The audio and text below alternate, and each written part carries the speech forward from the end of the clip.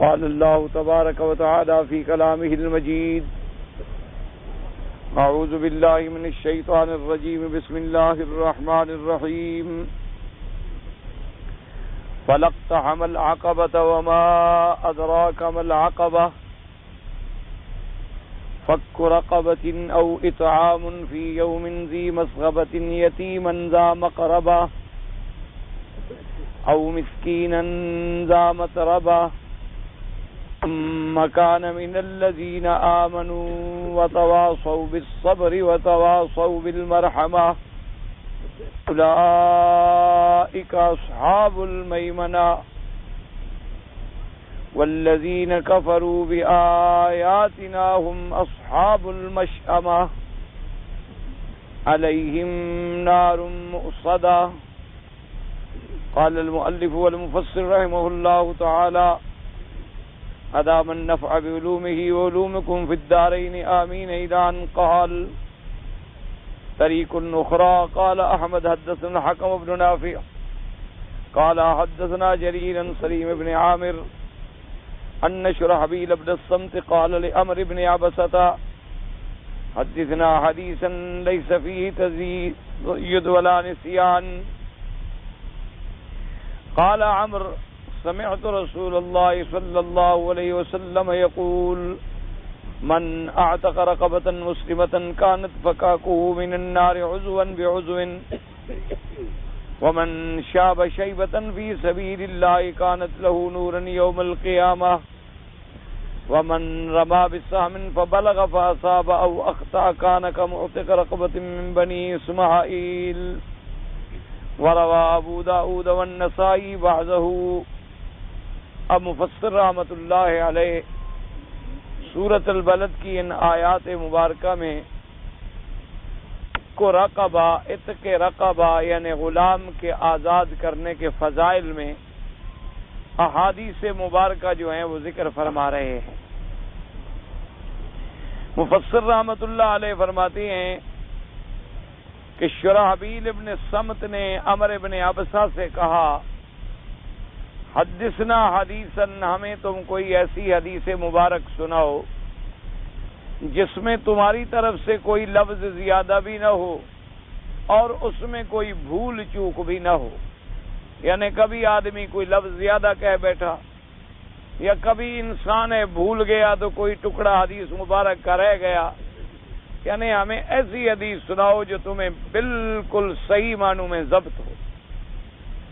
تو انہوں نے یہ حدیث مبارک بیان کی. حضرت عمر نے فرمایا کہ میں نے حضور پاک صلی اللہ علیہ وسلم سے سنا ہے، آپ نے فرمایا کہ جو شخص کسی مسلمان غلام کو آزاد کرتا ہے اس کے ذریعہ بن جاتا ہے جہنم سے چھوٹنے کا اور آزاد ہونے کا عضواً بعضو. یعنی ایک ایک عضو جو ہے اس کے بدلے اللہ اس کے عضو کو آزاد کر دے. معنی کیا ہے کہ جب سارا بندہ آزاد کیا تو اللہ نے اس کو بھی جہنم سے آزاد کر دیا.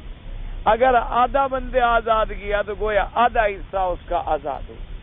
اگر تھوڑا حصہ ڈالا اور ایک ہاتھ آزاد ہوا تو گویا ایک ہاتھ آزاد ہو. اور اسی طرح آقا نے فرمایا کہ من شاب شیبتن فی سبیل اللہ، جو شخص اللہ کے راستے میں جد و جہد میں لگا رہا. اب اللہ کے راستے میں یہ لفظ عام ہوتا ہے، یعنی جہاد بھی اللہ کا راستہ ہے، حج بھی اللہ کا راستہ ہے، دین کی تبلیغ بھی اللہ کا راستہ ہے. تو درس، تدریس، خدمت اسلام یہ سب اللہ کا راستہ ہے. پر میں جو اللہ کے راستے میں لگا رہا اور بوڑھا ہو گیا، بال سفید ہو گئے، اللہ اس کے لیے قیامت میں خاص نور عطا فرمائے. کیونکہ ایک تو نور ہر مومن کے لیے ہوگا، نورہم یسعی بین ایدیہم. اس کے علاوہ اگر احادیث مبارک میں کوئی فضیلت آئے تو وہ نور مزید ہوتا ہے، یعنی اور زیادہ اللہ تبارک و تعالیٰ اس کو خاص قسم کا نور عطا فرمائے. جیسے آپ دیکھیں دنیا میں ایک آپ دیا جلاتے ہیں اس کا بھی ایک نور ہوتا ہے، اس کے بجائے آپ لیمپ جلائیں اس کا بھی ایک نور ہوتا ہے. پھر آپ ایک گیس جلا لیں، پھر آپ ایک مرکری کا بلب لگا لیں تو نور بڑھتا چلا جائے گا. پھر اگر سورج کا نور آ جائے تو سارے نور ماند پڑ جاتے ہیں. تو اسی طرح اللہ تبارک و تعالی ہر مومن کو نور عطا فرمائیں گے اپنی رحمت سے، لیکن سب کا نور جو ہے ان کے ایمان و اعمال صالحہ کے مطابق اتنی ہی زیادہ ہو۔ جیسے کہ ایک حدیث مبارک میں آیا کہ بعض مومنین کا نور ایسا ہوگا جیسے زمین سے آسمان تک کھڑا، اتنا بڑا نور ساطع ہو، اور فرمایا بعض مومنین کا نور ایسے ہوگا کہ ان کے چار طرف روشنی ہوگی، اور بعض مومنین کا نور اتنی ہوگا کہ وہ راستہ دیکھ سکیں گے۔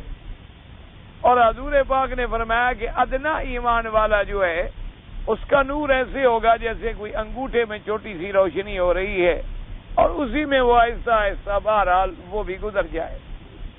اس لیے فرمایا کہ اللہ قیامت والے دن اس کو نور عطا فرمائیں گے۔ جیسے کہ ایک حدیث مبارک میں آتا ہے کہ سیدنا ابراہیم الخلیل علیہ السلام کے بال مبارک سفید ہوئے، تو انہوں نے اپنے اللہ سے پوچھا کہ یہ تغیر آ گیا کہ پہلے سیاہ تھے اور اب یہ بال سفید ہونا شروع ہو گئے، تو خدا جانے بھی کیا ہو گیا؟ تو اللہ تبارک و تعالیٰ سے جب سوال کیا گیا تو اللہ نے فرمایا کہ یہ تو تمہارا وقار ہے کہ انسان جب عمر کے اس حصے میں پہنچتا ہے کہ وہ بزرگ کہلاتا ہے، باعزت اور باوقار کہلاتا ہے، تو آپ نے دعا کی کہ اللہم زدنی وقارن، پھر اللہ میرے مرتبے میں اور اضافہ فرما۔ تو اس لیے ایک حدیث مبارک میں حضور نے اسی میں یہ بھی فرمایا کہ ومن رما بسام، جو شخص جہاد کے اندر کافروں کی طرف تیر پھینکے، اس زمانے میں چونکہ جہاد تیر کا تھا اور تلوار کا تھا، اب جہاد جو ہے وہ بندوق کا ہے اور راکٹ کا ہے اور میزائلوں کا ہے اور گولیوں کا ہے۔ فرمایا اس نے جو چیز پھینکی فبلغا، اور اس کے بعد فرمایا فاصاب او اخطا، وہاں تو پہنچا لیکن ضروری نہیں کہ وہ تیر نشانے پہ لگا، اس کافر کو صحیح جگہ لگ گیا، یا وہ نہیں لگا یا صحیح مکان پہ لگ گیا، تو اس ایک تیر کے بدلے میں اللہ تبارک و تعالیٰ اس کو اتنا بڑا ثواب دیتے ہیں جیسے بنو اسماعیل کی اولاد میں سے کسی غلام کو آزاد کیا جائے۔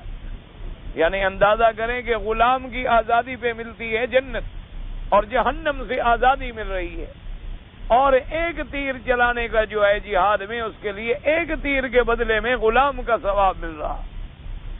اور پھر غلام بھی عام نہیں، فرمایا من بنی اسماعیل، چونکہ ولد اسماعیل میں تو غلام ہو ہی نہیں سکتا، حضرت اسماعیل علیہ السلام کی اولاد تو سب احرار ہیں، تو کیا مانا؟ یعنی اتنی قیمتی غلام کہ اگر بفرض محال کوئی ان کا غلام ہوتا تو وہ کتنے میں بکتا، تو اتنی قیمت جو ہے گویا اللہ اس کو ایک تیر چلانے کے بدلے میں عطا فرما دے۔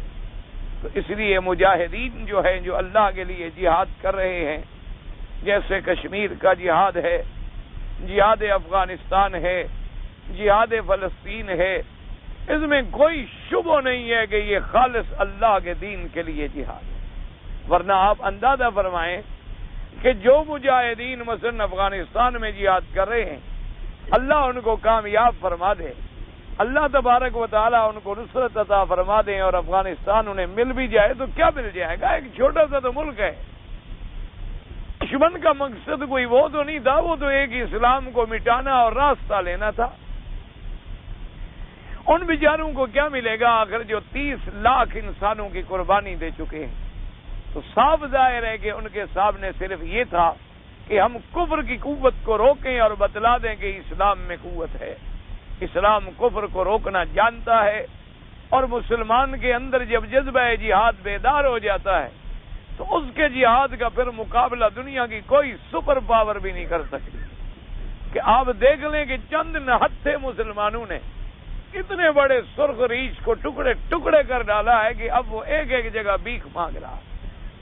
یہ اسی جہاد کا صدقہ ہے کہ دنیا بیدار ہوئی، یہ اسی جہاد کا صدقہ ہے کہ پوری دنیا کے اندر اسلام کی تاریخ کو دوبارہ زندہ کر دیا گیا۔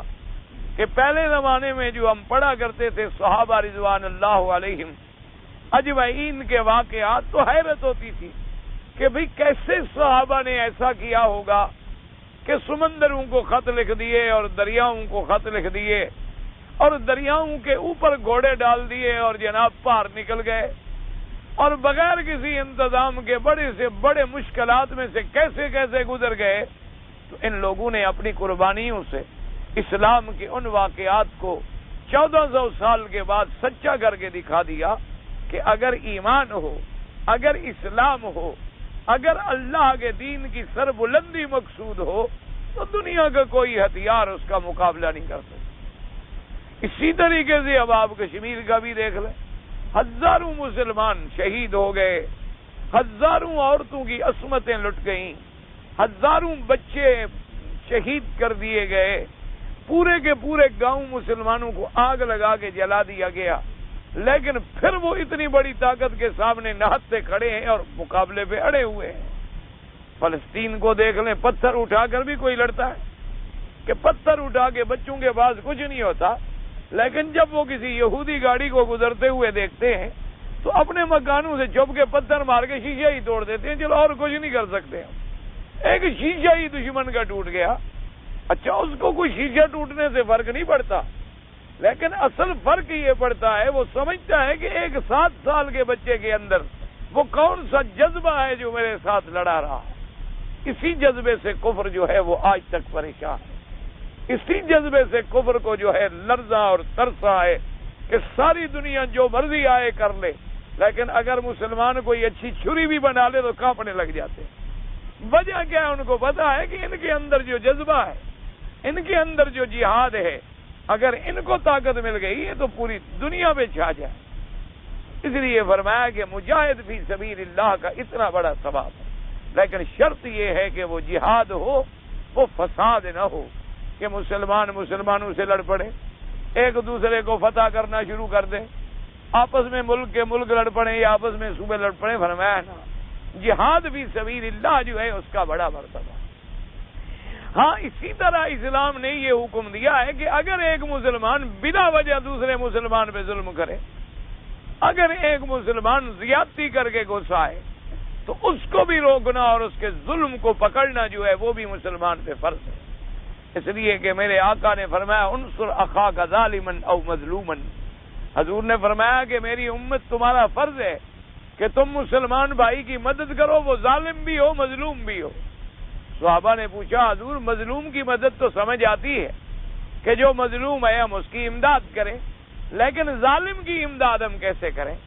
تو حضور نے فرمایا ظالم کا ظلم سے ہاتھ روک دینا جو ہے یہ بھی مدد ہے کہ ظالم کو اس کے ظلم سے روک دو، اس کے ظلم سے اس کو باز رکھو، اس کے ظلم سے اس کو منع کر دو.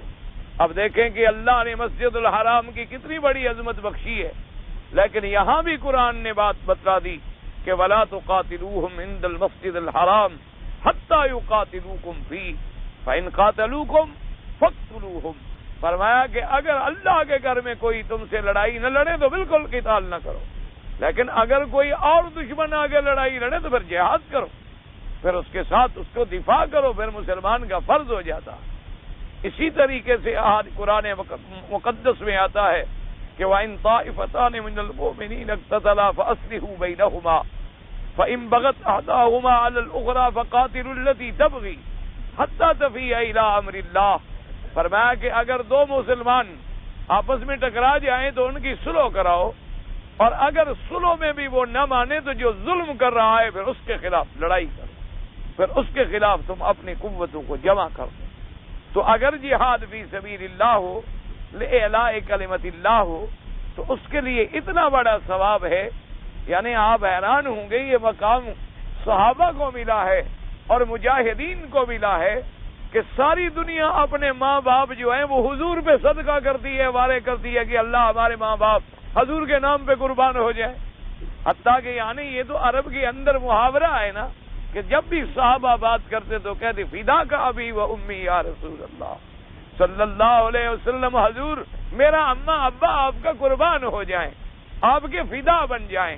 مانا یہ ہوتا ہے جیسے کوئی آدمی قید ہو، فدیے کے بدلے میں کچھ دینا ہوتا ہے، حضور آپ کو تکلیف ہو تو ہمارے ماں باپ قربان ہو جائیں. فدا کا ابی و امی یا رسول اللہ صلی اللہ علیہ وعلا آلہ و اصحابہ وسلم تسلیما کثیرا کثیرا. لیکن یہ مقام مجاہد کا ہے. حضور کے ایک صحابی ہیں سلمۃ ابن اکوع رضی اللہ تعالی عنہ، بڑے تیر انداز تھے، ایک جنگ میں جب وہ کفار پہ تیر برسا رہے تھے تو حضور اتنے خوش ہوئے ان کی بہادری سے اور ان کی نشانہ بازی سے. آپ فرماتے تھے ارم فدا کا ابی و امی، میرا ماں باپ تجھ پہ قربان. یعنی آپ اندازہ کریں شان مجاہد کا کہ جس کو حضور فرمائیں کہ میرا ماں باپ تجھ پہ قربان ہے، فرمایا ارم اور تیر چلاؤ. اتنے حضور صلی اللہ علیہ وسلم خوش ہوئے. مجاہدین کا اتنا بڑا رتبہ ہوتا ہے کہ ایک مجاہد کو حضور صلی اللہ علیہ وسلم نے آپ نے بھیجا کہ آپ دشمنوں کے احوال معلوم کر کے لے آؤ کہ دشمنوں کا فوج کتنی ہے، لشکر کتنی ہے، طاقت کتنی ہے، گھوڑے کتنی ہیں، اونٹ کتنی ہیں، ان کے پاس ساز و سامان اور سلاح کتنی ہے. صحابی کہتے ہیں اتنی ٹھنڈی رات تھی، اتنی سرد ہوائیں چل رہی تھی کہ وہ ہوا گویا کہ میرے بدن سے پار ہو جاتی، لیکن حضور پاک کا حکم تھا. میں نے ایک ایک خیمے کا چکر لگایا، میں نے پورے نوٹس لیے، پوری دشمنوں کی قوت کا اندازہ لیا، اور اسی طرح سردی میں کانپتا ہانپتا بڑی مشکل سے رات کے آخری پہر میں واپس پہنچا حضور کی خدمت میں. حضور صلی اللہ علیہ وسلم میری انتظار میں جاگ رہے تھے. آپ نے فرمایا میں تمہاری انتظار میں تھا. میں نے کہا حضور مجھے سانس لینے دیں، میں اتنی سردی میں اکڑ چکا ہوں کہ میں بات نہیں کر سکتا. حضور نے فرمایا ادنو منی، میرے قریب ہو جاؤ. اپنی گود میں رکھ کے حضور نے اوپر سے ہاتھ رکھے اور فرمایا اسی طرح تم لیٹے رہو اور حال بھی سناتے رہو، اسی طرح تم لیٹے رہو. اور حضور صلی اللہ علیہ وسلم اپنے بدن سے اسے گرمی پہنچا رہے. تو یہ مقام مجاہد کا ہوتا ہے جو اللہ تبارک و تعالیٰ کے راستے میں جہاد کرتے ہیں. اسی لیے حضور صلی اللہ علیہ وآلہ آلہ وصحابہ وسلم تسلیما کثیرا کثیرا نے فرمایا کہ موت تو سب کو آنی ہے، لیکن سب سے اعلیٰ درجہ موت کا یہ ہے کہ آدمی اللہ کے راستے میں شہید ہو جائے. فرمایا کہ شہید جب قیامت میں اٹھایا جائے گا تو اس کی تمنا ہوگی، وہ اللہ سے عرض کرے گا کہ میرے اللہ مجھے آپ پھر دنیا میں جانے دیں، پھر تیرے راستے میں شہید ہو جاؤں، مجھے پھر زندگی عطا فرمائے، میں پھر تیرے راستے میں شہید ہو جاؤں. کیونکہ اس کے جو مراتب ہوتے ہیں، اسی لیے حکم ہے کہ قیامت والے دن مجاہدین کو اسی طرح آپ دفن کر دیں، ان کو اسی حال میں رہنے دیں، تاکہ قیامت والے دن ان کے خون کے فوارے بھی گواہی دیں کہ ہم اللہ کے راستے میں، اللہ کے جہاد کے راستے میں ہم نے اتنے بڑے زخم کھائے ہیں، اتنی بڑی تکلیفیں ہم نے برداشت کی ہیں. اللہ تبارک و تعالی اسی طرح حضور پاک نے آقا انعامدار خاتم الانبیاء حبیب کبریا نے حضرت جعفر کے بارے میں ارشاد فرمایا. آپ نے فرمایا کہ میں نے اپنی آنکھوں سے دیکھا ہے کہ میرا جعفر جو ہے اللہ کے ملائکہ کے ساتھ اڑ رہا، اس لیے ان کا لقب بھی جعفر تیار ہو گیا رضی اللہ تعالی عنہ وارضاہ. تو حضور پاک نے فرمایا کہ جب آدمی ایک تیر پھینکتا ہے تو ایک غلام آزاد کرنے کا ثواب ملتا ہے. لیکن افسوس ہے کہ آج مسلمانوں میں یہ جذبہ جہاد جو ہے وہ ٹھنڈا ہو گیا. اس کی وجہ کیا ہے؟ حب الدنیا و کراہیت الموت. حضور نے فرمایا کہ جب تم لوگوں کو دنیا کی محبت اپنی لپیٹ میں لے لے گی اور جب تم موت کو برا سمجھنے لگ جاؤ گے اور بچنے لگ جاؤ گے، اس وقت جہاد کے جذبے جو ہیں وہ ختم ہو جائے. اور مسلمانوں میں جب جہاد کا جذبہ ختم ہو جائے گا، نتیجہ کیا نکلے گا کہ ان کی سر بلندی اور رفعت جو ہے وہ ذلت میں بدل جائے گی، ان کی عزت جو ہے وہ ناکامیوں سے بدل جائے گی. اللہ تبارک و تعالی مسلمانوں کے اندر پھر یہ جذبات جو ہیں وہ بیدار فرمائیں. اور اللہ تبارک و تعالی، اور اس لیے حکم ہے، حضور نے فرمایا اگر تمہیں اس جہاد کا موقع نہ ملے تو اپنے نفس سے جہاد کرو. اور تمہیں موقع نہ ملے، وہ زندگی میں کبھی موقع ملتے ہیں، تو جہاد بھی نفس کا کیا معنی ہوتا ہے کہ نفس تمہیں شیطانی میں لگائے گا، برائی میں لگائے گا، معصیت میں لگائے گا. تم جہاد کرو، تم اس کی مخالفت کرو اور تم اپنے آپ کو اللہ کی طاعت میں لگا دو. اللہ تبارک و تعالی آپ کو بھی اور مجھے بھی یہ توفیق بخشے کہ ہم بھی اپنے نفس کی مخالفت کر سکیں. یاد رکھیں جو لوگ اپنے نفس کی خواہشوں کے تابع ہو گئے وہ ہلاک ہو گئے، وہ برباد ہو گئے. اور جن لوگوں نے اپنے نفس کی مخالفت کی، جن لوگوں نے اپنے نفس امارہ کو کچل ڈالا، وہ دنیا میں بھی کامیاب ہو گئے اور آخرت میں بھی سرخرو ہو گئے. اس لیے ہمیشہ کیونکہ نفس تو چاہتا ہے کہ آرام کرے اور سوتا رہے، نفس تو چاہتا ہے کہ حلال ہو حرام ہو، مجھے دولت ملے، سکون ملے اور گاڑیاں ملے۔ نفس کیا ہے؟ نفس انسانی تو حریص ہے، نفس انسانی تو امارۃ بالسوء ہے، نفس انسانی کے اندر تو عجلت ہے، نفس انسانی کے اندر تو کمزوریاں ہیں، لذات ہیں، خواہشات ہیں، شہوات ہیں۔ لیکن ایمان والے جو ہوتے ہیں وہ نہى النفس عن الهوى، فرمایا جو اپنے نفس کو اپنے خواہشات سے روک لیتا ہے فإن الجنة هي المأوى، پھر جنت اس کا ٹھکانہ بن جاتا ہے۔ طریق النخرى قال احمد حدثنا حاشم بن القاسم قال حدثنا الفرج قال حدثنا لقمان النبی امامة عن عمرو بن ابسا، یہ اور سند کے ساتھ روایت فرما رہے ہیں۔ قال السلمی قلت له حدثنا حدیثا سمعته من رسول اللہ صلی اللہ علیہ وسلم لیس فیہ انتقاص ولا وہم، تم ہمیں ایسی حدیث پاک سناؤ جس میں کوئی نقص بھی نہ ہو اور تمہیں کوئی وہم بھی نہ ہو، یعنی تاکید ہوتی ہے کہ بالکل پکی بات۔ لیکن ہمیشہ یاد رکھیں روایت جو دو قسم کی ہوتی ہے، ایک کہتے ہیں روایت باللفظ، ہمیشہ یاد رکھ لیں، یہ طالب علموں کی میرے بھائیوں کے لیے بات ہے، اور ایک ہوتی ہے روایت بالمعنی۔ روایت باللفظ کا معنی یہ ہوتا ہے کہ لفظ بھی وہی نقل کیے جائیں جو حضور پاک کی زبان مبارک سے نکلے، یعنی لفظ بھی وہی ہوں، لفظ میں بھی فرق نہ آئے۔ اور ایک ہوتی ہے روایت بالمعنی۔ روایت بالمعنی کا کیا معنی؟ یعنی جو حضور کے فرمان کا مفہوم اور مقصد تھا وہ صحابی نے ادا کر دیا، لیکن لفظ حضور کے نہیں ہیں، یعنی فرمان تو حضور پاک کا ہے، لیکن آگے اس نے یہ لحاظ نہیں کیا کہ آیا یہ لفظ مبارک یہ تھے یا یہ تھے، بلکہ اس نے اس مفہوم کو، اس فرمان کو، اس حکم کو اپنے لفظوں کا جامہ پہنا کے نقل کر دیا، تو اس کو کہتے ہیں روایت بالمعنی۔ اچھا، اسی طرح جیسے حدیث الہی یا حدیث قدسی آ جاتی ہے تو اس میں کیا معنی ہوتا ہے کہ اللہ ایک مضمون ڈالتے ہیں حضور کے دل میں، لفظ حضور کے ہوتے ہیں، یعنی الفاظ حضور پاک کے ہوتے ہیں، لیکن وہ مضمون ڈالا جاتا ہے میرے اللہ کی طرف سے حضور پاک کے دل مبارک میں، اور پھر وہاں حضور فرمائیں گے یقول اللہ تبارک و تعالی، اللہ تبارک و تعالی یہ فرماتے ہیں، تو اس حدیث کو مصطلحات المحدثین میں کہتے ہیں حدیث قدسی یا حدیث الہی۔ اور انہوں نے فرمایا کہ ایسی ہمیں حدیث بیان کرو، ویسے یہ معنی نہیں ہوتا کہ نعوذ باللہ صحابہ کمی بیشی کرتے تھے نا، معنی یہ ہوتا ہے جو تمہیں بالکل ضبط ہو، جو تمہیں بالکل یاد ہو، جو تمہیں بالکل محفوظ ہو۔ اور یہ کمال دیانت تھی صحابہ کی، یعنی آپ حیران ہوں گے کہ حضور پاک کی زبان مبارک سے جو لفظ مبارک نکلا ہے اس کو بھی انہوں نے ایسا محفوظ فرمایا، ایسا محفوظ فرمایا کہ آج 1400 سال گزر گئے، لیکن حدیث محمد مصطفیٰ ایسے چمک رہی ہے جیسے آسمان پہ ستارے چمکتے۔ اللہ تبارک و تعالی ان لوگوں کو کروڑوں رحمتیں فرمائے، ان کی قبروں کو باغ جنت بنائے جن لوگوں نے حفاظت کی ہے اقوال رسول اللہ کی صلی اللہ علیہ وعلا آلہ وصحابہ وسلم تسلیما کثیرا کثیرا۔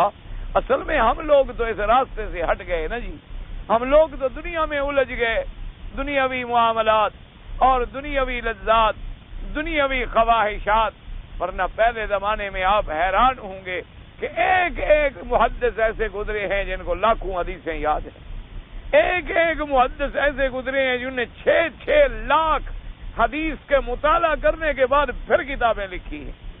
ایسے لوگ ماشاءاللہ زمانے میں گزرے جنہوں نے خدمات کی ہیں کہ ان کی خدمات آج بھی چاند کی طرح روشن ہیں دنیا میں۔ تو اس لیے فرماتے ہیں ورنہ صحابہ نہ کبھی زیادتی کرتے تھے نہ کمی کرتے تھے، صحابہ تو تمام کے تمام عادل ہیں، صحابہ تو تمام کے تمام صدوق ہیں، الصحابۃ کلہم صدوق وعدول، تمام کے تمام صحابہ سچے ہیں، تمام کے تمام صحابہ عادل ہیں، تمام کے تمام صحابہ دیانت و امانت میں اتنی پختہ ہوتے ہیں کہ وہ تو اپنی زبان سے ایک لفظ کہتے ہوئے بھی ڈرتے ہیں، ایک لفظ مبارک بھی کہتے ہوئے ڈرتے ہیں۔ حضرت عبداللہ ابن مسعود رضی اللہ تعالی عنہ کی آج ہم حدیث مبارک پڑھ رہے تھے کہ آپ کی خدمت میں ایک آدمی آیا، اس نے آ کر آپ سے ایک مسئلہ پوچھا. اس نے کہا حضرت آپ مہربانی فرمائیں ایک مسئلہ بتلائیں کہ ایک آدمی نے ایک عورت سے نکاح کیا لیکن حق المہر معین نہیں کی کہ حق المہر کتنی ہوگی. یہ تو کہا حق المہر دینی ہوگی لا شک، کیونکہ حق المہر کے بغیر تو نکاح نہیں ہوتا. حق المہر تو تھی لیکن معین نہیں کی کہ 1000 دوں گا، 2 دوں گا، 10 دوں گا، کتنی دوں گا. اور خدا کی شان یہ ہے نکاح ہو گیا لیکن بیوی اس کے گھر میں نہیں گئی، یعنی میاں بیوی ملے نہیں، نہ دخول ہوا نہ دخلا ہوا، صرف نکاح ہوا اور حق المہر معین نہیں کی گئی اور خاوند مر گیا. خاوند جو ہے مر گیا، تو اب اس کے بارے میں آپ فرمائیں کہ کیا حکم ہے. تو حضرت عبداللہ ابن مسعود رضی اللہ تعالی عنہ جلیل القدر صحابی ہے میرے پاک نبی صلی اللہ علیہ وسلم، اور من فقہاء الصحابہ جو صحابہ میں فقیہ لوگ تھے ان میں شمار ہوتے ہیں، اور انہی کی اکثر روایات ہیں جن پر امام ابو حنیفہ رحمۃ اللہ علیہ نے اپنی فقہ کا مدار رکھا ہے، کیونکہ وہ بہت بڑے فقیہ تھے. تو ان کی خدمت میں جب آیا تو انہوں نے فرمایا کہ بھی بات سنو، میرے ذہن میں اس وقت کوئی حدیث مبارک نہیں اور حضور پاک صلی اللہ علیہ وسلم کا کوئی فیصلہ مبارک نہیں، لیکن دوسرے احکام کی روشنی میں ایک فیصلہ کرتا ہوں. فَإِن يَكُنْ صَوَابًا فَهُوَ مِنَ اللَّهِ وَإِن يَكُنْ خَطَأً فَمِنِّي وَمِنَ الشَّيْطَانِ وَاللَّهُ وَرَسُولُهُ بَرِيئَانِ. فرمایا کہ میں اگر وہ فیصلہ ٹھیک کر دوں تو اللہ کی طرف سے ہوگا کہ اسی نے میرے دل میں ڈال دیا، اور اگر میں غلطی کر جاؤں تو وہ غلطی میری ہوگی یا وہ غلطی شیطان کی وجہ سے ہوگی. اللہ اور اللہ کا رسول جو ہے اس سے بری ہوں، کیونکہ ان کی تو کوئی غلطی نہیں. آپ نے فرمایا کہ میرا فیصلہ یہ ہے کہ اس عورت کی حق المہر اتنی دلائی جائے جو اس قسم کی عورتوں کی حق المہر ہے. کیا معنی؟ یعنی اس کی اور بہنیں ہیں، ان کی کیا حق المہر تھی؟ اگر اور بہنوں کی حق المہر 1000 ہے تو اس کی بھی 1000 ہے، اور کی 10,000 ہے تو اس کی بھی 10,000 ہے. اس کو کہتے ہیں مہر مثل، یعنی ایسی مہر دی جائے جو دوسری عورتوں کے برابر ہو، اور دوسری عورتیں جو اس کے خاندان کی ہوں، یعنی اسی کیٹیگری کی، اسی معیار کی، اسی قبیلے کی، اسی مرتبے کی. فرمایا ایک تو حق المہر تو اس کو ملے گی اتنا، اور فرمایا کہ چونکہ نکاح ہو گیا ہے وہ اس کی بیوی بن چکی، لہذا خاوند کی موت کے بعد وہ 4 مہینے 10 دن عدت بھی گزارے. چونکہ نکاح ہو گیا، چاہے اس کے گھر میں نہ جائے، نکاح ہو جانے کے بعد بیوی تو وہ ہو گئی اس کی، لہذا وہ عدت بھی گزارے، اور خاوند کی جائیداد میں سے میراث کی بھی وہ حقدار ہے، وہ ورثہ بھی لے گی، وہ حق بھی لے گی میراث کا. فرمایا بھائی میرے خیال میں اجتہاد میں یہ فیصلہ ہے. تھوڑی دیر گزری کہ ایک صحابی آ گئے، معقل ابن سنان ان کا نام تھا. ان نے فرمایا کہ یا عبداللہ ابن مسعود، ہمارے خاندان کی ایک عورت تھی جس کا نام تھا بروا بنت واشق، اس کے بارے میں میرے آقا نے اسی طرح فیصلہ فرمایا تھا جو تم نے فیصلہ کیا. اس نے کہا جو تو نے فیصلہ کیا ہے بے عین ہی یہی فیصلہ فرمایا تھا حضرت محمد الرسول اللہ صلی اللہ علیہ وعلا آلہ واصحابہ وسلم تسلیما کثیرا کثیرا. ففرح به عبداللہ ابن مسعود وسر به عبداللہ ابن مسعود. حضرت عبداللہ ابن مسعود بڑے خوش ہو گئے کہ الحمدللہ کہ اللہ نے مجھ سے وہ فیصلہ کرا دیا جو فیصلہ ہے محمد مصطفیٰ صلی اللہ علیہ وسلم. تو صحابہ تو اتنی احتیاط کرتے تھے کہ اگر حق ہے اللہ کی طرف سے، غلطی ہے تو وہ میری ہے، اللہ کے رسول کا اس سے کوئی تعلق نہیں. اسی طرح آپ دیکھیں سیدنا امیر المؤمنین حضرت عمر بن الخطاب رضی اللہ تعالی عنہ جب جہاد کے لیے جا رہے تھے، اطلاع ملی کہ آگے طاعون کی وبا پھیل گئی ہے، جو بھی جائے گا طاعون کی وبا میں مر جائے گا. تو اب ہم کیا کریں، لشکر کو جانے دیں یا روک دیں؟ آپ نے مشورہ کیا. بعض صحابہ نے کہا کہ چلیں جی ہمیں جانے دیں، جو اللہ نے لکھا ہے وہی ہوگا. اگر موت لکھی ہوئی ہے تو وہ تو ٹل نہیں سکتی، تو لہذا ہم موت سے کیوں بھاگیں، ہمیں جانا چاہیے مدد کے لیے. کچھ صحابہ نے کہا کہ نہیں حضور کیوں جائیں، جب ہمیں پتہ چل گیا ہے کہ بھی ایک بیماری پھیلی ہوئی ہے، ایک آگ جل رہی ہے، تو ہم اس کے اندر کیوں اپنے آپ کو ڈالیں. اللہ پاک نے ہمیں یہ تھوڑا کہا ہے کہ بلا وجہ اپنے آپ کو ہلاکت میں ڈال دو. حضرت عمر نے دونوں طرف کے فیصلے سنے اور اس کے بعد فرمایا کہ صحابہ تمہارے مشورے کے بعد میں ایک فیصلہ کرتا ہوں، اگر حق ہے تو وہ اللہ نے میرے دماغ میں ڈالا ہو، اور اگر غلطی ہے تو وہ میری ہو۔ فرمایا کہ بالکل لشکر کو روک دو، ہم آگے نہیں جائیں، کیونکہ اللہ کا حکم ہے کہ وَلَا تُلْقُوا بِأَيْدِيكُمْ إِلَى التَّهْلُكَةِ، کہ اپنے آپ کو ہلاکت میں خود بخود نہ ڈالو۔ یہ نہیں ہے کہ آگ جل رہی ہو اور خود چھلانگ لگا دو اور کہو جی اگر مرنا ہے تو مر جاؤں گا اور زندہ رہنا ہے تو زندہ رہوں گا۔ بھئی یہ دنیا میں اسباب ہیں جو اللہ نے اسباب بنائے ہیں، ان اسباب پر عمل کرنا جو ہے وہ بھی ضروری ہے کہ سیدھا راستہ اختیار کرو اور ٹیڑھے راستے پہ نہ چلو۔ اگر کانٹے پڑے ہیں تو پاؤں بچاؤ، یہ بھی شریعت کا ہمیں حکم ہے۔ تو ابھی آپ فیصلہ کر کے بیٹھے تھے، ایک صحابی آ گئے، انہوں نے فرمایا کہ حضرت امیر المومنین، میں نے آقا سے حدیث سنی ہے کہ اذا سمعتم بأرض الطاعون فلا تدخلوها فاذا انتم بها فلا تخرجوها، او كما قال رسول اللہ صلی اللہ علیہ وسلم، کہ آقا نے فرمایا اگر تم کسی شہر میں ہو، کسی بستی میں ہو اور وہاں کوئی طاعون کی وبا پھیل جائے تو باہر نہ نکلو، وہیں رہو، اور اگر تم باہر ہو تو پھر اندر داخل ہونے کی کوشش نہ کرو، پھر اپنے آپ کو بچاؤ اور پھر نہ آؤ۔ اسی میں ہزاروں حکمتیں تھی کہ اگر جو اندر ہیں وہ سارے باہر بھاگ جائیں، پوری دنیا میں طاعون پھیل جائے، اور اگر جو اندر ہیں وہ سارے باہر بھاگ جائیں تو جو مرے اس کا جنازہ اور تکفین اور تدفین کون کرے؟ اور الحمدللہ الذی، اللہ تیرا شکر ہے کہ وافق قضائی قضاء رسول اللہ، کہ میرا فیصلہ وہی ہوا جو فیصلہ تھا حضرت محمد الرسول اللہ کا صلی اللہ علیہ وعلا آلہ واصحابہ وسلم تسلیما کثیرا۔ ایک صحابی جوش میں آ گئے، انہوں نے آگے کہا کہ یا امیر المومنین انحن نفر عن قدر اللہ، کہنے لگے امیر المومنین آپ نے حکم دے دیا ہے کہ لشکر واپس جائے، تو کیا اللہ کی تقدیر سے ہم بھاگ رہے ہیں؟ آپ نے فرمایا سمجھو، نفر من قدر اللہ الی قدر اللہ، اللہ کی تقدیر سے اللہ کی تقدیر کی طرف بھاگ رہے ہیں۔ اللہ کی تقدیر کہیں چھوڑ دے گی؟ اللہ کی تقدیر سے تو ہم کہیں بھاگ ہی نہیں سکتے، تو جو کچھ ہم کر رہے ہیں وہ بھی اللہ کی تقدیر ہے، لیکن تم اللہ کی تقدیر کو سمجھ نہیں رہے ہو۔ اللہ کی تقدیر کا معنی یہی ہوتا ہے کہ جو اللہ کے احکام ہیں ان کی اطاعت کرو، اللہ کے قضاء و قدر پر ایمان لے آؤ اور شریعت کے احکام کی تعمیل کرو، کتاب سنت کی اطاعت کرو، اسی کے اندر اس کی حکمتیں ہیں۔ تو فرمایا اس لیے صحابہ سب عدول ہیں، یہ احتیاط تھی۔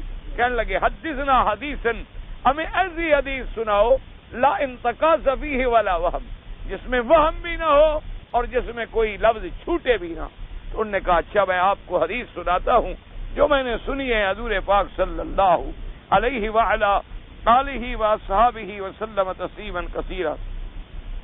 قال من ولد له ثلاثة أولاد في الإسلام فماتوا قبل أن يبلغ الأنس أدخله الله الجنة بفضل رحمته إياهم، فمن شاب شيبة في سبيل الله كانت له نورا يوم القيامة، ومن رمى بسام في سبيل الله بلغ به العدو أصابه أخطأ كان له عتق رقبة، ومن أعتق رقبة مؤمنة أعتق الله بكل عضو منه من النار، ومن أنفق زوجين في سبيل الله فإن للجنة ثمانية أبواب يدخله الله من أي باب شاء منها، وهذه أسانيد جيدة قوية وللہ الحمد۔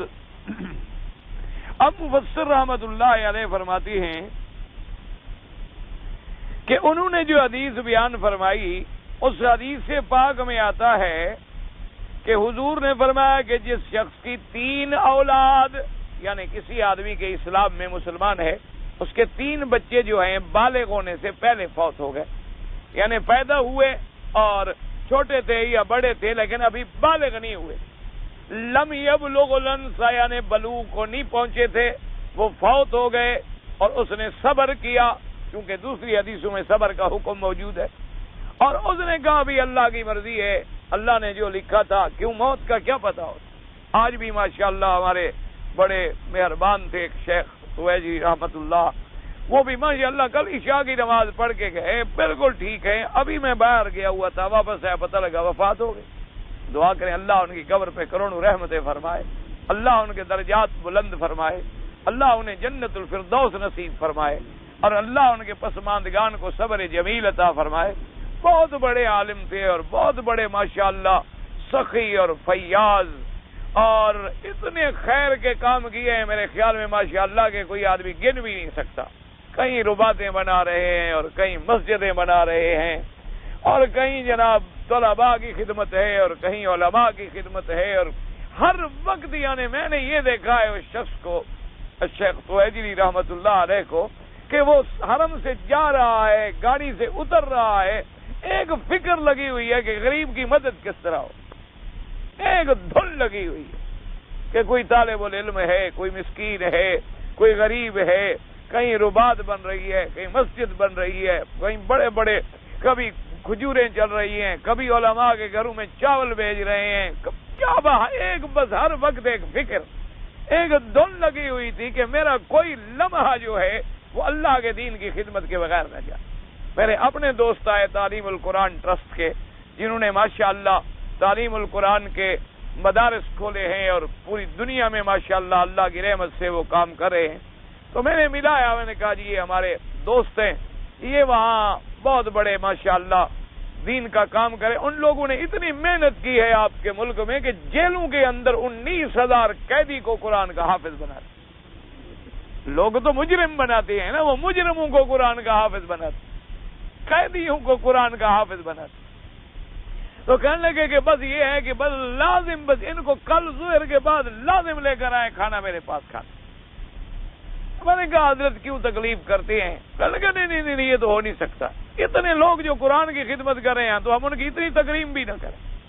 تو جناب گئے، تمام کیا، بیچاروں نے بہت بڑا ماشاءاللہ اللہ اور کی قبر پہ رحمت فرمائے۔ اور جب کھانا وانا کھا لیا تو مجھے علیحدہ کر کے پوچھا کہ کچھ پیسے شیسوں کی ضرورت ہے، ان کی مدد کرے۔ میں نے کہا نہیں الحمدللہ پیسوں کی ضرورت نہیں ہے، اللہ کی مہربانی ہے، یہ خود تاجر ہیں، اللہ نے انہیں بہت کچھ دیا ہے اور یہ اپنے گھر سے لگا رہے ہیں، یہ مانگنے نہیں آئے۔ مانگنے والے میں نے کہا مولوی اور بہت سارے ہوں گے، کوئی ضروری ہے آپ مجھے بھی اسی میں ڈال دیں، میری بھی عادت ہو جائے مانگنے کی۔ تو بڑے ہنسے، کہنے لگے نہیں آپ نے تو خیر الحمدللہ کبھی۔ میں نے کہا نہیں ایسی بات نہیں ہے، ایک دفعہ پیسہ لگ گیا نا منہ کو تو یہ ہوتا بڑا میٹھا ہے۔ یہ پیر مولوی اسی طرح تو خراب ہوتے ہیں نا، کسی نے کچھ دے دیا، کسی نے کچھ دے دیا، پھر عادت بن جاتی ہے نا آہستہ آہستہ۔ بڑے ہنسے، کہتے ہیں ابھی ایسی بات نہیں، میرا دل کرتا تھا میں مدد کروں۔ کہا نہیں الحمدللہ اللہ نے ان کو بہت کچھ دیا ہے اور یہ اپنی جائیدادوں سے لگا رہے۔ بڑی دعا کی، اتنے خوش ہوئے، اللہ تبارک و تعالیٰ انہیں جزائے خیر عطا فرمائے۔ اور اب تو فوت ہو گئے، اللہ ان کی قبروں پہ رحمت فرمائے اور ان کے پسماندگان کو صبر جمیل عطا فرمائے۔ اور اللہ پاک دعا کریں ہمیں بھی ایسے خیر کی توفیق کہ یہ ضروری نہیں ہوتا کہ آپ لاکھوں لگائیں، آپ کے پاس ایک ریال ہے، ایک گروش ہے، آپ کے پاس ایک دھیلا ہے، ایک پیسہ ہے، آپ اسی کو، اللہ تو تمہارے نیتوں کو دیکھنا چاہتے ہیں، اللہ تو تمہارے دلوں کو دیکھنا چاہتے ہیں، ورنہ ان کو ضرورت ہے تمہاری دولت۔ اللہ واللہ الغنی وانتم الفقراء، فرمایا اللہ غنی ہے تم سب محتاج ہو، ہم تو سب اس کے دروازوں کے بھکاری ہیں۔ کوئی جتنا زیادہ دولت مند ہے اتنی زیادہ محتاج ہے، کوئی جتنا زیادہ بڑا آدمی ہے اتنا زیادہ ذمہ داریاں ہیں اس پر۔ اس لیے اصل جذبہ یہ نہیں ہوتا۔ اسی لیے حضور نے فرمایا تھا کہ اگر تم سونا احد کے برابر، احد پہاڑ کے برابر سونا خیرات کرو اور میرا صحابی ایک مٹھی بھر جو خیرات کرے تو تمہارا سونے کا پہاڑ اس کا مقابلہ نہیں کر سکتا۔ اندازہ کرو ایک جو مٹھی کی کیا قیمت اور سونے پہاڑ کی کیا قیمت، تو معلوم یہ ہوا کہ وہاں قیمت نہیں تلتی، وہاں وزن نہیں تلتا، وہاں اخلاص تلتا ہے، وہاں نیتیں تلتی ہیں کہ یہ دینے والا مخلص کتنی، اس نے جو اخلاص سے تمہیں دیا ہے۔ میں نے شاید پہلے بھی آپ کو بتایا تھا، ہمارے استاد سے فوت ہو گئے حضرت گمانوی رحمت اللہ علیہ، دعا کریں ان کا بھی مدرسہ بہت بسیدہ ہو گیا، بڑا تاریخی مدرسہ ہے ماشاءاللہ، اللہ ہمیں توفیق دے کہ ہم ان کی خدمت کریں۔ تو وہ ہمیں بھیجتے کہ جی فلاں آدمی مدرسے کو 8 آنے چندہ دیتا تھا، وہ جا کے لے آؤ۔ ایک دفعہ میرا دوست تھا، وہ 20,000 دے رہا تھا، میں لے گیا اس کو، میں نے کہا حضرت یہ 20,000 ہے، فرمایا یہ تو میں نہیں لیتا۔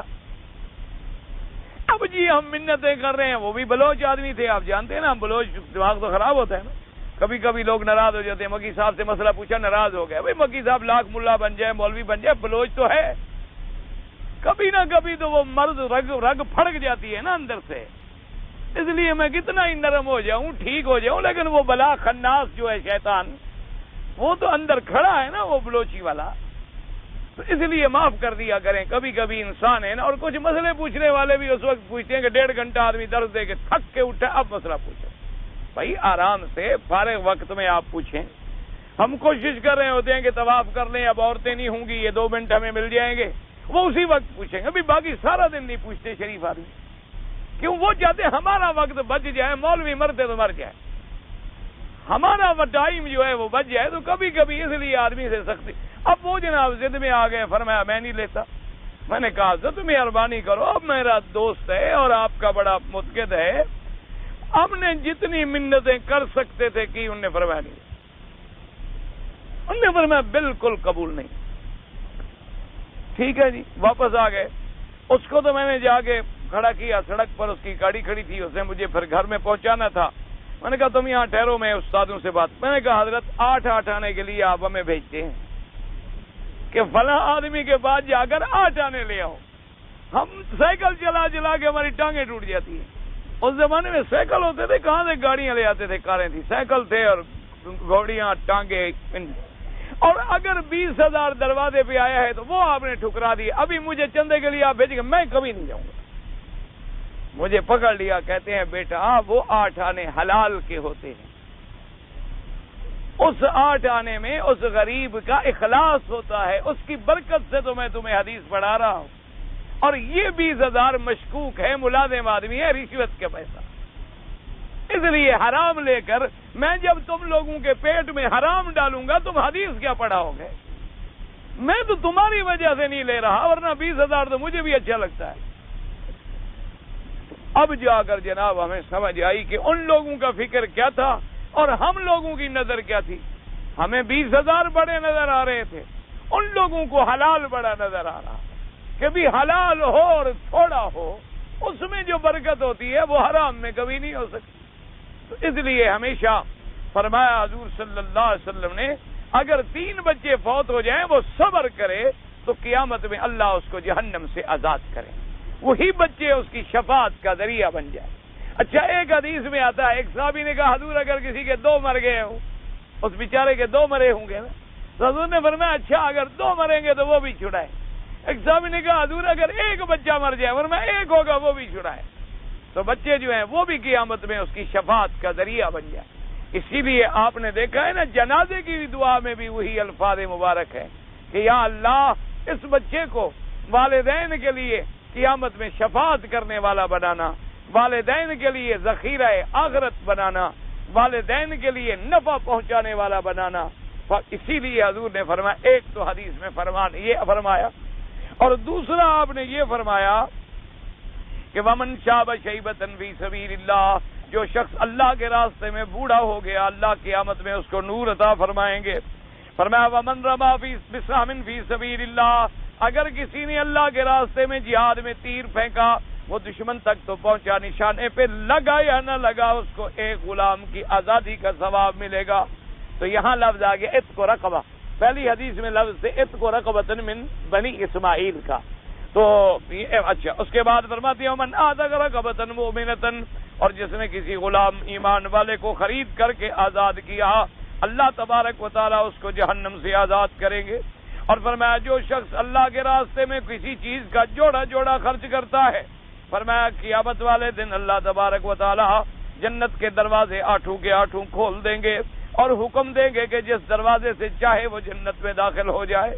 اللہ تبارک و تعالیٰ آپ کے لیے بھی ہمارے لیے بھی جنت اپنی رحمت سے کھول دے، اور دعا فرمائیں کہ اللہ سب کو جنت الفردوس نصیب فرمائے اللہ تبارک و تعالیٰ۔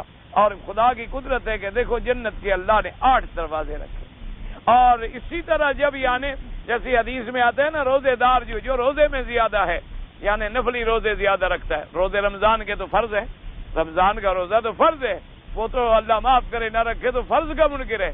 معنی یہ ہوتا ہے کثرت سے روزے رکھنے والا کہ وہ 13، 14، 15 ہر مہینے کے روزے رکھتا ہے، اسی طرح سوموار خمیس کا روزہ رکھتا ہے، اسی طرح عاشورہ 9 اور 10 کے روزے رکھتا ہے، اسی طرح یوم عرفہ کا روزہ رکھتا ہے، اسی طرح اور روزے رکھتے ہیں۔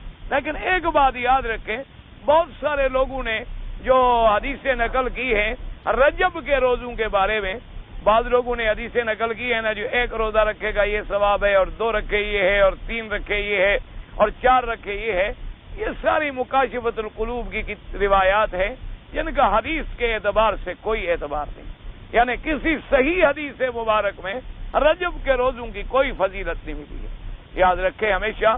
بلکہ بعض ائمہ نے فرمایا کہ جتنی حدیثیں اس موضوع پہ ہیں رجب کے روزوں کے بارے میں، ان نے فرمایا بلکہ وہ اکثر حدیثیں موضوع ہیں اور اکثر حدیثیں جو ہیں جھوٹی ہیں، جن کا صحت کے ساتھ کوئی تعلق نہیں ہے.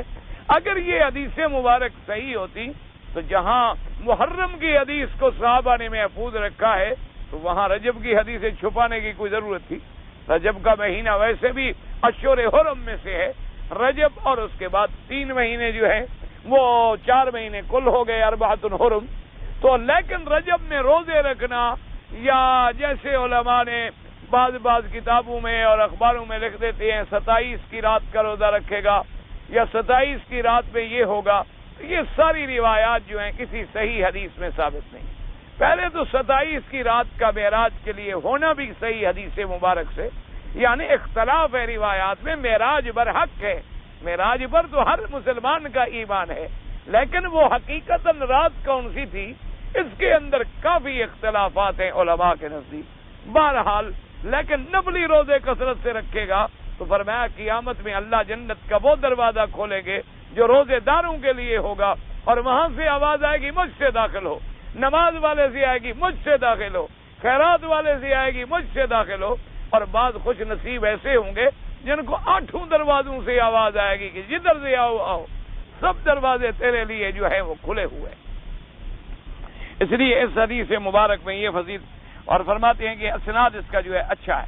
حدیث آخر قال ابو داؤد حدثنا عیسیٰ ابن محمد الرملی قال حدثنا ثمرة عن ابن ابي ابلة عن الريف بن عياش الديلمي قال اتينا واسطة بن الاسقى فقلنا له حدثنا حديثا ليس فيه زيادة ولا نقصان فغضب فقال ان احدكم لا يقرأ مصحفه معلق في بيته ويزيد وينقص. قلنا انما اردنا حديثا سمعته من رسول الله صلى الله عليه وسلم قال اتينا رسول الله صلى الله عليه وسلم في ساهم لنا قد اوجب يعني النار بالقتل فقال اعتقوا ان يعتق الله بكل عضو منه عضوا من النار. وكذا رواه النسائي من حديث ابراهيم بن ابي ابلة عن الريف بن عياش الديلمي واصلة به.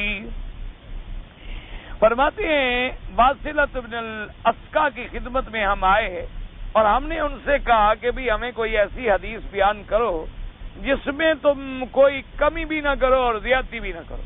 تو غصے میں آ گئے.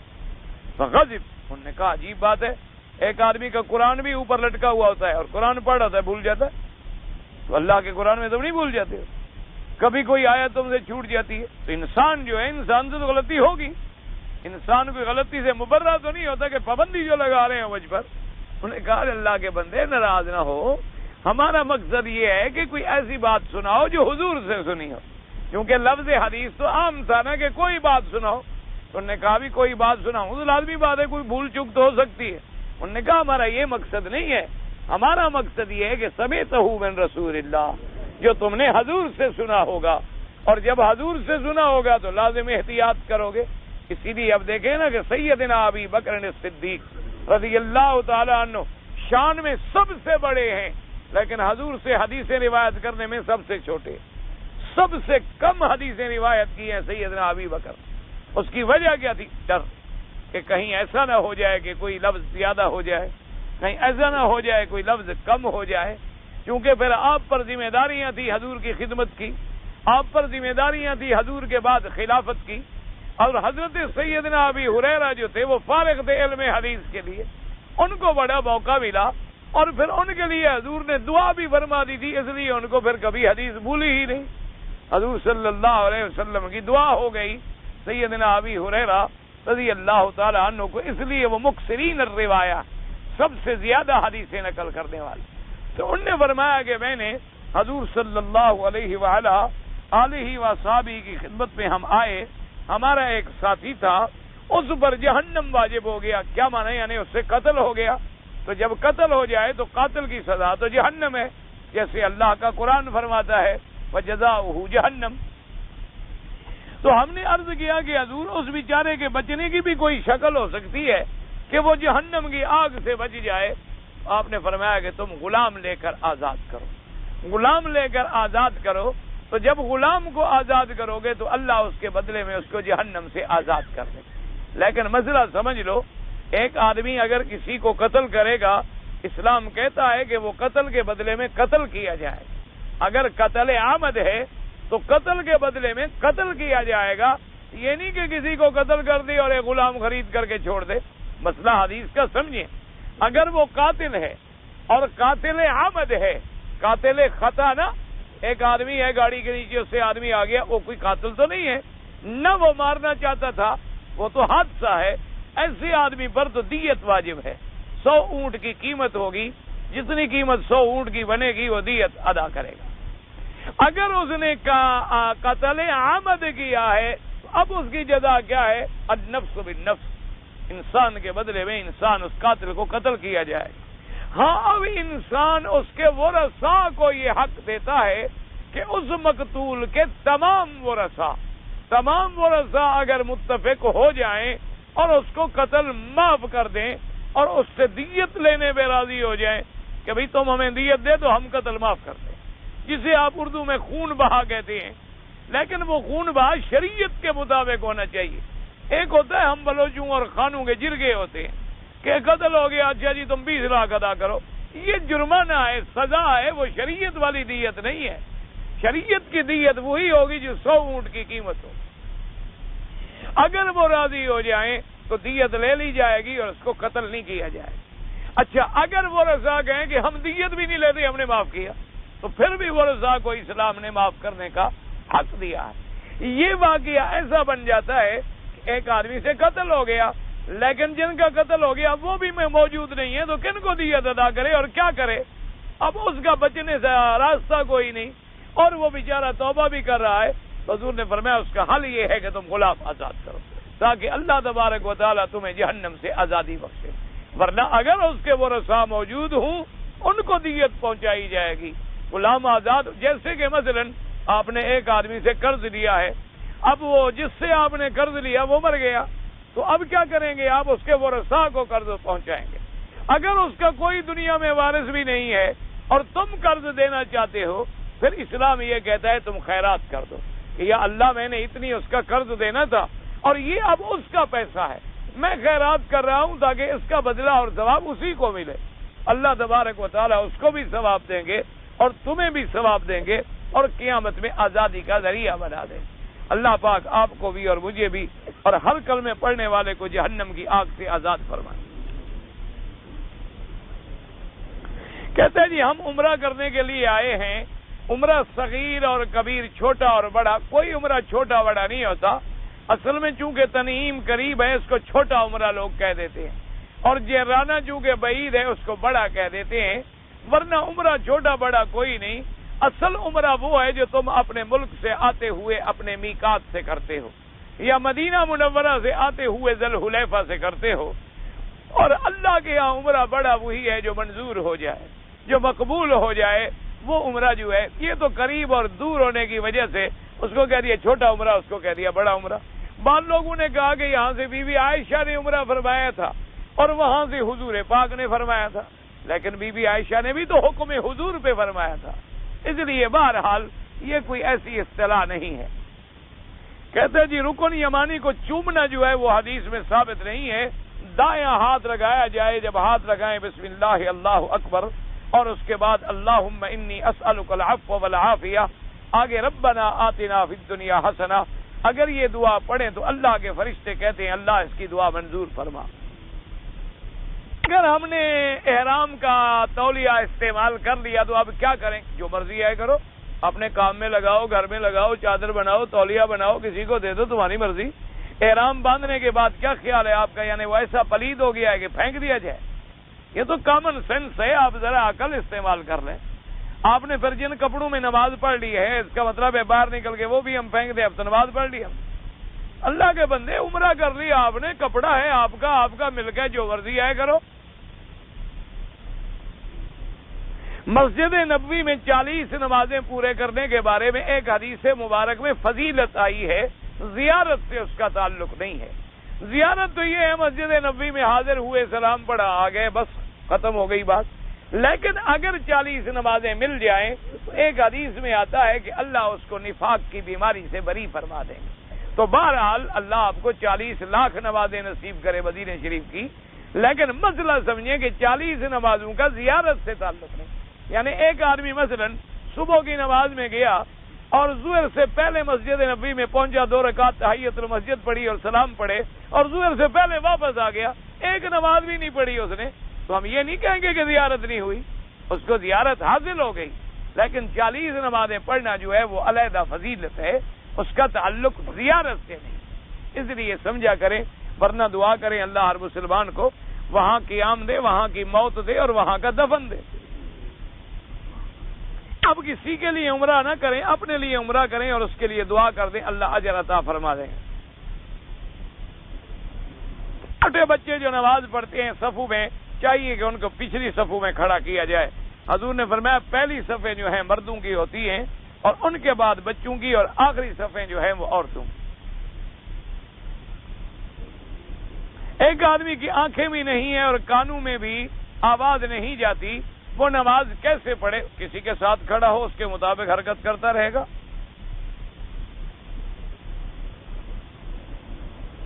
اگر علیحدہ ہے تو اس کو سننے کی ضرورت نہیں، خود پڑھتا رہے گا۔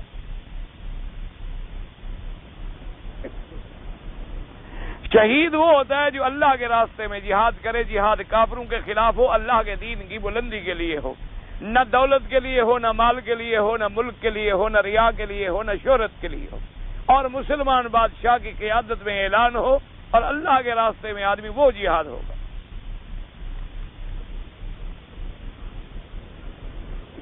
بالوں پر اگر میں نے عرض کر دیا تھا کہ خالص سیاہ رنگ لگانا منع ہے، لیکن اگر مہندی میں آپ کوئی رنگ ملا لیں کہ دور سے سیاہ نظر آئے اور قریب سے دیکھیں گے تو وہ سرخ نظر آئے گا، تو وہ منع نہیں، چاہے سر کو لگائیں، چاہے داڑھی کو لگائیں، کسی کو لگائیں۔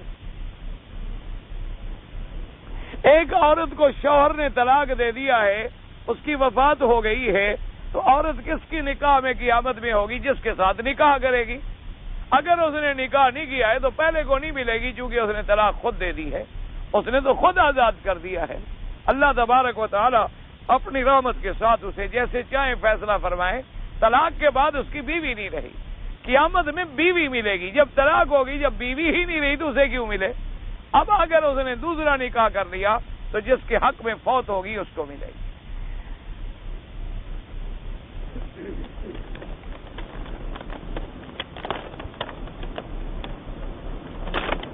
بھائی پتہ نہیں کیا مقصد ہے۔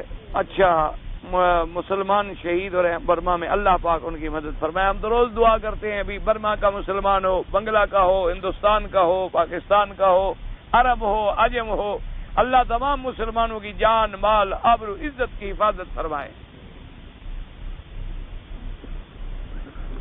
ایک آدمی بغیر احرام کے مدینہ منورہ سے مکہ شریف آ گیا۔ کچھ مولوی کہتے ہیں کہ اگر تم دوبارہ مدینہ شریف جاؤ اور بیر علی سے احرام باندھو تو پھر تو ٹھیک ہے، ورنہ تم کو دم دینا پڑے گا۔ اگر وہ دوبارہ بیر علی پر چلا جائے تو دم معاف ہو جائے گا۔ ہاں معاف ہو جائے گا، لیکن وہ مسئلہ یوں ہے کہ مدینے سے آ گیا بغیر احرام، ابھی وہ حرم میں داخل نہیں ہوا، اس کو مسئلہ بتا دیا گیا، وہ فوراً واپس چلا گیا، احرام باندھ کے آ گیا تو پھر دم نہیں پڑے گا۔ اب یہاں آ گیا، 2-4 دن مولویوں سے پوچھتا رہا، اب جا کے باندھ آئے، اب کچھ فائدہ نہیں ہوگا۔ اب ویسے اس کو عمرہ بھی قضا کرنا پڑے گا اور دم بھی دینی پڑے گی، امام ابو حنیفہ رحمۃ اللہ علیہ کے نزدیک۔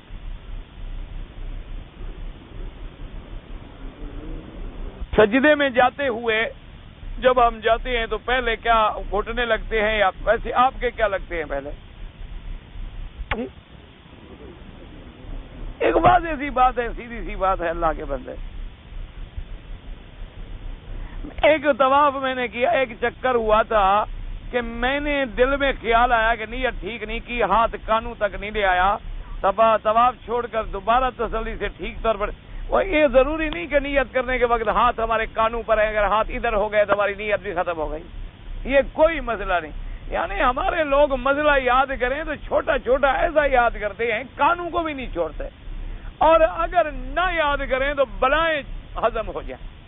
اللہ کے بندے نیت یہی ہے کہ مثلا اب میرے دل میں ہے کہ میں انشاءاللہ اذان کے بعد طواف کروں گا، تو یہ نیت ہے. اب اور کسی نیت کرنے کی ضرورت، میں ادھر جب جا رہا ہوں کیوں جا رہا ہوں؟ طواف کے لیے جا رہا ہوں، یہی نیت ہے. اب حجر اسود کے سامنے گیا، بسم اللہ اللہ اکبر، ہاتھ تھوڑے اٹھائے، چھوٹے اٹھائے، ایک اٹھایا، دو اٹھائے، یوں کیا، جو کیا ٹھیک ہو گیا، الحمدللہ ثم الحمدللہ، کوئی مشکل نہیں، کوئی مسئلہ نہیں. لیکن نا جی جب یہاں سے چل کر حجر اسود تک آپ گئے، کیوں گئے؟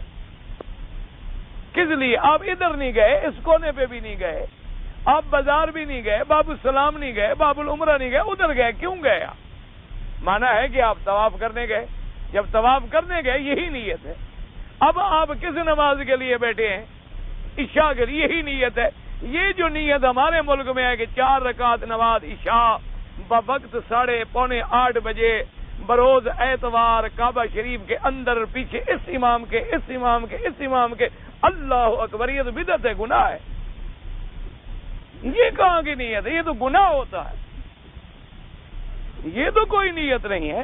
ہمارے مقام النیت القلب، دل جو ہے وہ نیت ہے، وہ مقام ہے کہ دل میں ہے کہ اب ہم عشاء پڑھیں، اللہ اکبر. وہ تو کتابوں میں فقہاء نے لکھا ہے کہ لوگ چونکہ غافل ہیں اس لیے ان کو زبان سے بھی کہہ لینا چاہیے، کہیں ایسا نہ ہو پتہ تو لگے کیا کر رہے ہیں. کیونکہ لوگ ہوں گے عصر میں اور نیت کر رہے ہوں گے ظہر کی، ہوں گے مغرب میں اور سوچ رہے ہوں گے عشاء کی. کیونکہ ہم نماز یہاں پڑھتی ہیں اور دل ہمارا گھر میں اٹکا ہوتا ہے. برزبان تسبیح ہو در دل گاؤ خر، جیسے شیخ سعدی نے کہا تھا کہ ایک آدمی زبان سے تو تسبیح کہتا ہے اور دل میں اس کے خیال ہوتا ہے کہ میری گدھا کا کیا ہوا اور میرے گائے کا کیا ہوا. اس لیے جو ہے نا ان نے کہا تھا کہ زبان سے دوہرا لیں تاکہ ایک دفعہ ذہن ادھر متوجہ ہو جائے کہ ہم یہ کام کر رہے ہیں. ورنہ مقام نیت جو ہے وہ دل ہے، اس کا زبان سے کہنے کی کوئی ضرورت نہیں.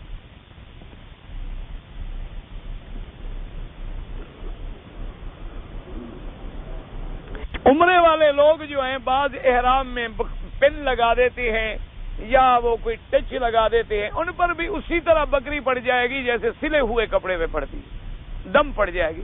کیوں؟ تو سلا ہوا کا معنی کیا ہوتا ہے؟ دھاگے سے سیا جائے یا لوہے سے سیا جائے، بات تو وہی ہو گئی. تم جب اس کو ٹانکے لگا رہے ہو اور پن لگا رہے ہو اور بٹن لگا رہے ہو، کیا معنی ہے؟ اس کا مطلب ہے تم اس کو سی رہے ہو کہ بدن پر سلا رہے. احرام میں ضرورت ہے بغیر سلے ہوئے کپڑے پہننے کی. آپ چادر باندھ لیں اور ایک چادر اوپر ڈال لیں، بات ختم ہو گئی. گر گئی پھر ڈال لیں. احرام کا معنی یہ تھوڑا ہے کہ اگر اوپر سے چھوٹ گیا تو ہمارا احرام ختم ہو گیا.